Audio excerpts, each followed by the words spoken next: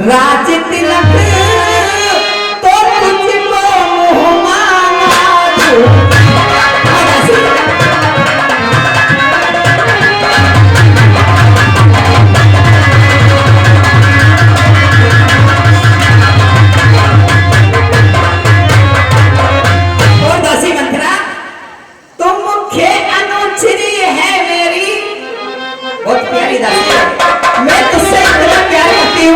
कि जमाने से ज्यादा तुझे प्यार करती हूँ दासी। तो मुझे अनुचिरी है मेरी इस कारण पुरस्कारी और कल है त्योहार हमारे घर और दासी उपहारी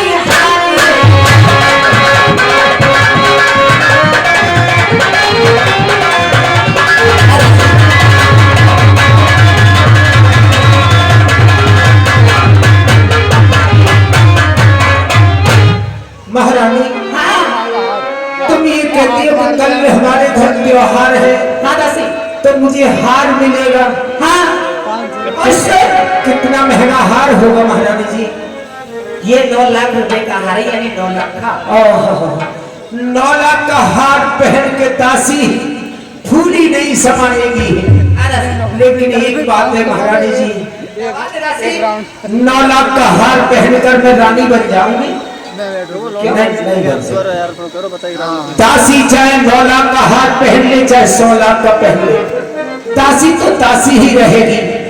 गधे पे झूल डालने से कभी वो घोड़ा नहीं बनता, वो गधा ही रहता है। महारानी जी मैं तो आपकी दासी हूँ, हार पहन करके मैं रानी नहीं बन सकती।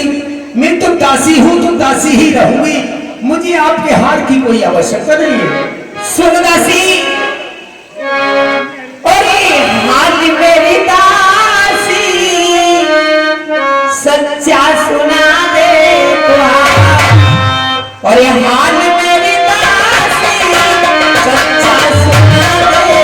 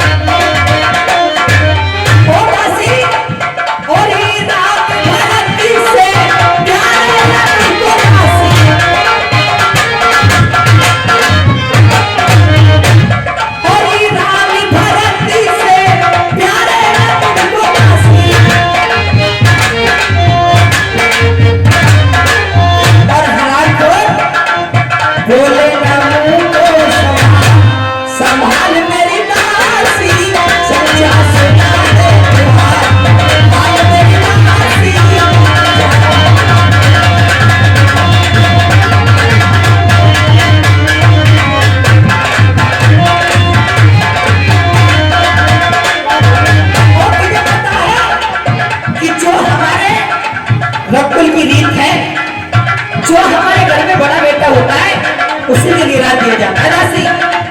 रघुकुल की है रीत पुरानिया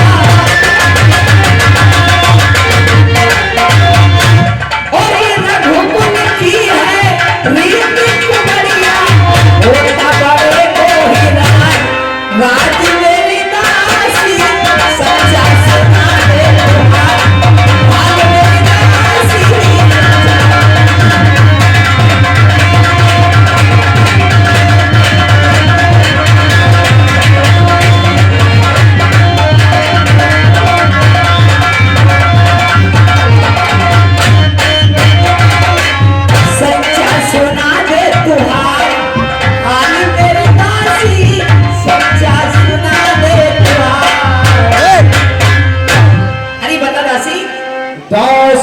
पीछे हट गई, कहने लगी पुकार, इस प्रकार देने लगी जब के कई व्यवहार।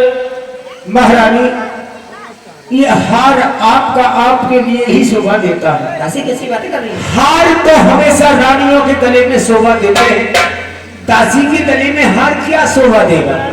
दासी तो दासी है, कभी वो रानी नहीं बन सकती। और तुम मेरी बात को सुन लो। मैं सुन नहीं, दासी बता। और ये हार तुम्ही को शोभा दे, दासी का लाल चिन्ह मांगती है ये हार।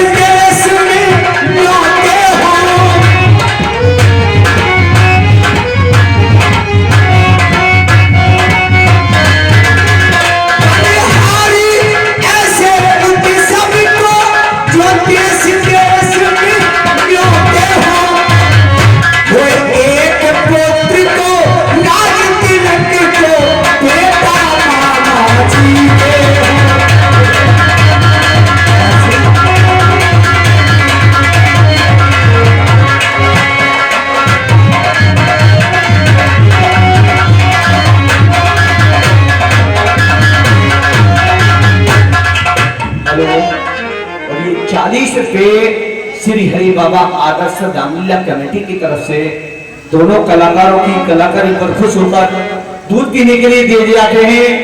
इन सब के लिए कलाकारों के लिए बहुत बहुत धन्यवाद। महारानी दासी, एक बात सुनो, बताइए क्या बात है? ये संसार वाले सभी मनुष्य बैठे हैं सब लोग पूजा वाले। इनके घर में कोई उत्सव या कोई कार्यक्रम किया जाता है तो पूरे परिवार को बैठा करके परामर्श किया जाता है, सलाह की जाती है। ये तो सही कहती है कि ये काम हमें करना है, पूरी घर की सहमति होती है। हाँ दासी। लेकिन महाराज ने अगर राम को राज तिलक करना था तो हकदार तो बेटा भरत और शत्रुघ्न है, वो नंसाल में क्यों है? उनको बुलवा करके बैठ के परामर्श करते, सलाह करते तब राज किया जाता है। ये चोरी हो रही है आपके बेटा के साथ। और मेरी बात सुन लो, बताइए और क्या बात है दासी तेरी? आपके साथ तुम्हारे पिताजी ने मुझे दहेज में भेजा है, हाँ दासी। इसलिए तुम्हारे हित की कहती हूँ। अगर ऐसा हो गया तो महाराज दशरथ तुम्हें अपने दिल से ऐसे निकाल देंगे जैसे आदमी दूध में से मक्खी को निकाल देता है। और तुम महलों में कैसे रहोगी? कैसे रहूंगी? तुम्हारी सौत कौशल्या तुम्हें ऐसे रखेगी घर में जैसे घर में काम करने वाली कोई नौकरानी रहती है। खामोश दासी। और सुनो, तुम्हारा बेटा भरत अयोध्यापुरी में ऐसे जीवन काटेगा जैसे सुबह को खेत में गया हुआ मजदूर शाम को घर आता है, भूखा प्यासा सारे दिन जंगल में रहता है। उस प्रकार से दासों की तरह, नौकर की तरह तुम्हारा बेटा अपना जीवन अयोध्या में काटेगा। नहीं दासी, यह मैं बिल्कुल भी सहन नहीं करूंगी। चाहे मुझे अपना जीवन अपनी बेटे में व्यतीत करना पड़े, लेकिन वो सौत की सेवा नहीं कर सकती, नहीं कर सकती, नहीं कर सकती। सौत की सेवा करनी होगी अगर राम को राज हो गया। और सुन दासी, सुन मेरी बात। मेरे लिए तो बेटा भरत और बेटा राम दोनों एक समान है। सुन दासी, बोलो बोलो। कोई मुझको समान है राम भरत, जो एक पेड़ की शाखें हैं। मुझ चिड़िया के दो पर है ये, दोनों ही मेरी आंखें हैं।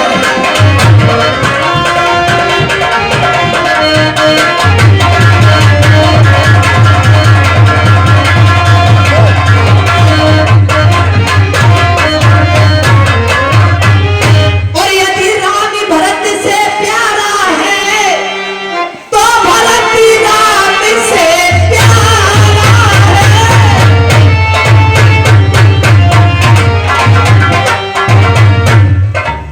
और तो राम भरत से प्यारा है, गोपी का भरत दुलारा है, तो राम नैन का प्यारा है।